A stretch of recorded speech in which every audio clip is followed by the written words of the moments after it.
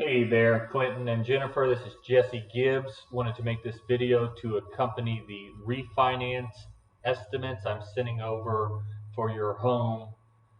Upon opening the spreadsheet, you're going to notice option 1, option 2, and a comparison tab at the bottom left. Let's walk through option 2 and then we can work through the other tabs.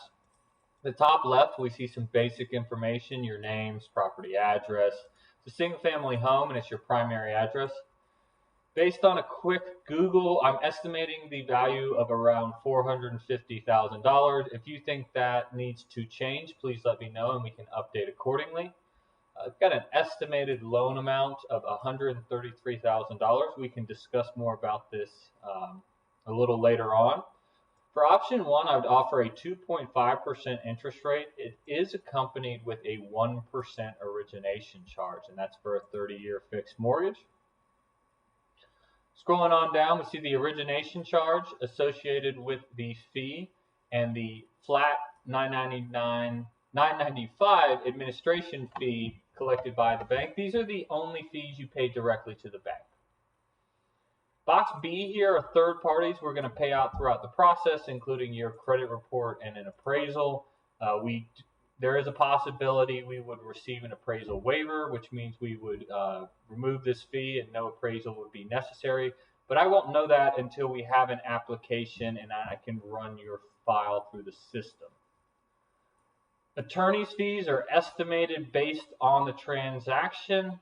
If you have an attorney you'd like to use for the refinance, I'm happy to accommodate that. Otherwise, I would find a attorney or title company near your home. Government and state fees, these again are estimates based on the transactions. I would get these finalized fees from the attorney.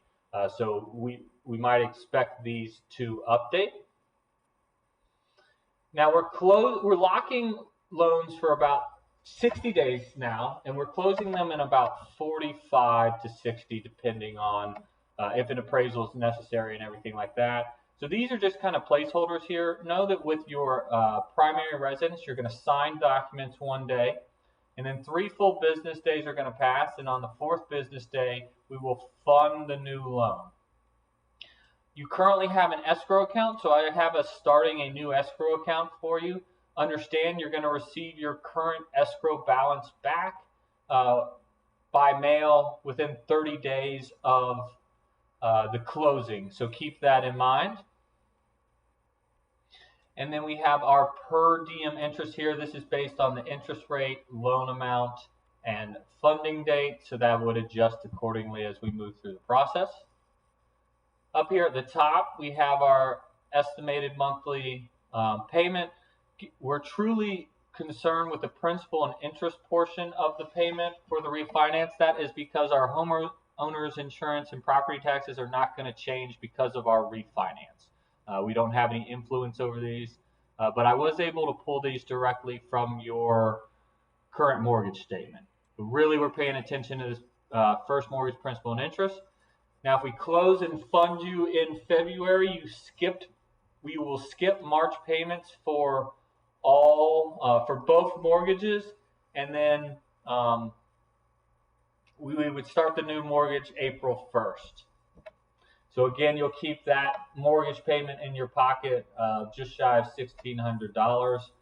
So that's on top of that escrow account. And then farther down, we see a breakdown of the transaction.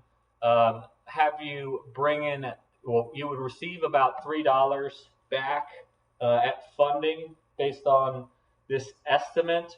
I'm rolling all of the closing costs and new escrow account into the new loan. You could choose to pay some or all of these out of pocket. So at that point, we would reduce the loan, the payment would go down, but you would need to bring out of pocket. And again, it could be some or all of these amounts. So keep that in mind. Option 2 is going to be basically the same thing, except we go with a higher rate and we lose the origination charge. So rate and cost, you can think of it like a seesaw. As one goes up, the other goes down. They are inverse functions of one another. And in this case, you would actually pay about $35 at closing. Again, rolling most of the closing costs and new escrow account into the new loan, but you have the option to pay some or all of that out of pocket if you like. Now I'm going to drag in my calculator right now. Got two scenarios I've kind of walked through. This here, the 276, this is your monthly savings with option 1. And this right above it is the number of months it will take to offset the closing cost. So this is just the closing cost. So we're not counting the new escrow account or anything in this because those are necessary. They're not true cost. They are just be used to pay bills as they become due. And if I divide that by your monthly savings, we see it's going to take about over 30 months to reclaim the cost through the monthly savings. So come month 31, you start seeing those savings. So we just want to make sure we're going to hold on to this home long enough for that to make sense. Now above it, this is option 2. We're still saving $246, but we make up our closing cost in just over 20 months in this case.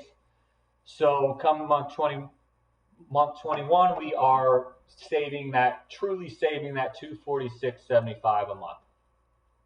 Personally, I've done a couple of transactions this year. I've always gone with the higher rate, lower cost. I like having the reduced mortgage, still saving money, and then keeping some, the origination charge in our pocket. Well, I hope, let me finish here. We've got our comparison tab. It looks through both of our options. You can play with this tax benefit tab, and then you can see what happens if you make additional payments. You can play with these yellow boxes here if you'd like. So I hope you found this helpful, Clinton and Jennifer. Feel free to let me know if you have any questions. If you'd like to start the refinance process, I've included the online application link in the email. Otherwise, happy holidays to you both and have a happy new year. Take care.